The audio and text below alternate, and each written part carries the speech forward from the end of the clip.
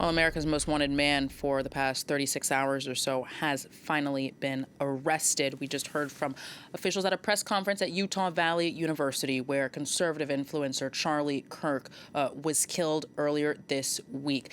We heard from the Republican governor of Utah, Spencer Cox, who offered the most extensive details on the suspect, confirming that a family member of the 22-year-old resident Tyler Robinson turned him in after he confessed.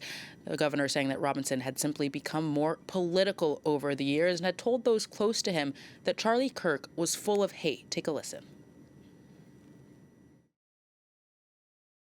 We got him. On the evening of September 11th, a family member of Tyler Robinson reached out to a family friend who contacted the Washington County Sheriff's Office with information that Robinson had confessed to them or implied that he had committed the incident.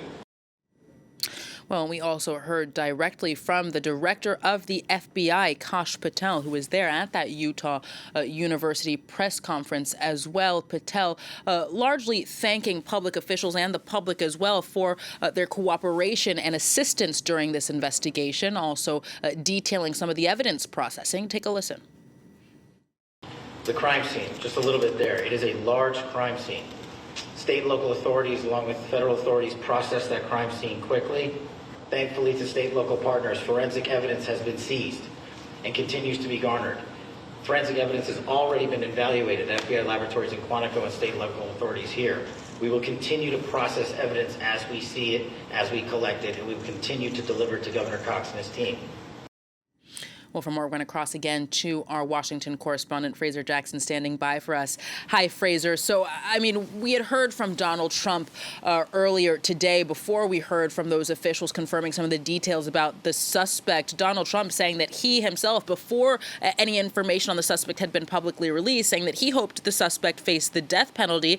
It should be said that the press conference in Utah itself offered a much different tone. I don't know if you agree, but I mean, it was very procedural, very standard, and calls for unity as well. What did you take away from it?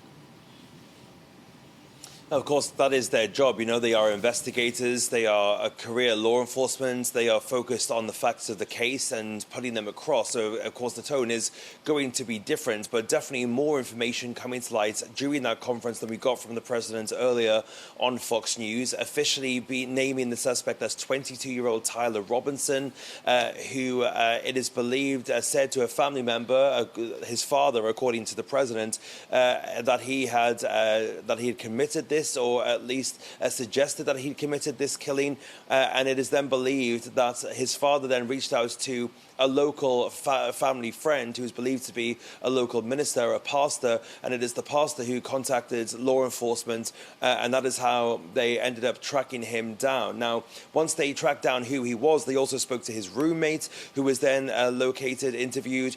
The roommate showed a chat between Tyler, the contact was the name Tyler in Discord, and the roommate, and he showed the conversation between the two, the messages mentioning a rifle, needing to stash a rifle and keep eyes on it while it's in a bush, wrapping a rifle in a towel, and also engraving bullets. All of those things had been previously reported and previously found out by law enforcement, so that kind of definitely confirmed things in their minds. And the press conference also confirmed the reports of engravings on the bullets that were found with that rifle in the wooded area near the university, numerous engravings on both the unfired ammunition and that cartridge that was still inside the rifle. One of them reading, "Hey fascist, catch." Another said, "Bella Ciao," which is probably referencing a TV show on Netflix called La Casa de Papel. Money Heist is the English title, and that was an Italian folk song used in that show. It's also an Italian folk song which is being seen as an anthem for the anti-fascist resistance in Italy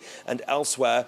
Another bullet reading, "If you read this, you are gay," LMAO, an acronym for laughing my ass off. And then there was another one that said up arrow, right arrow, and then 3 down arrow symbols that also maybe being a reference to a sequence of moves on a controller that releases a bomb in the video game Helldivers. So some insight into the suspected killer there.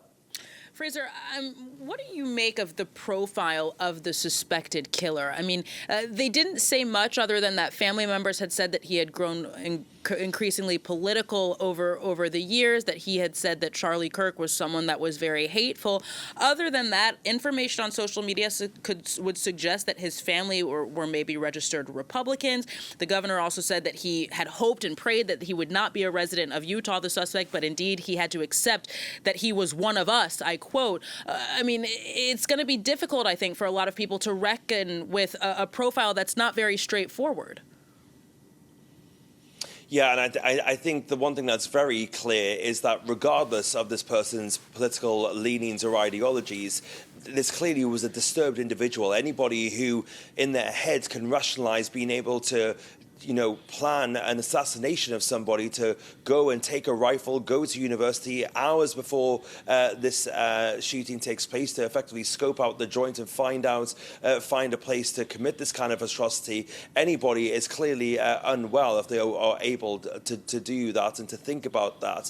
I think the biggest insight into the kind of personality of this killer came obviously from that conversation with one of the family members who said that they thought that the alleged killer thought that Charlie Kirk was filled with hate and that the person had become more politically involved in the last couple of days. But also those engravings on the bullet casing also are a real insight and window into the kind of person that the killer was, I think.